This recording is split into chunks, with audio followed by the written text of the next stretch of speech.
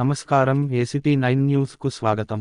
Peddapalli parliament నియోజకవర్గ గ్రామాల్లో యువ క్రికెటర్లను ప్రోత్సహించేందుకు Visakha industries limited joint director గడ్డం వంశీకృష్ణ చొరవ తీసుకుని, తన తాత దివంగత నేత కాకా వెంకటస్వామి పేరిట క్రికెట్ టోర్నీని ప్రారంభించారు.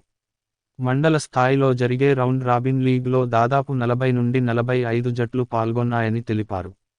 గెలుపొందిన జట్లు నియోజకవర్గ స్థాయి మ్యాచ్లకు పెద్ద ఎత్తున అర్హత సాధించాయని తెలిపారు.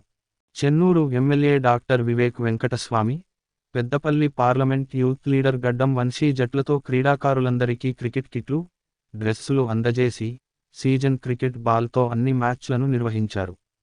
మండల స్థాయి మ్యాచ్ల టేబుల్ టాపర్లకు 30,000 రూపాయల నగదు బహుమతి, క్రికెట్ క్రీడాకారులను ప్రోత్సహించేందుకు రన్నర్లకు 15,000 రూపాయల నగదు బహుమతులను అందజేశారు.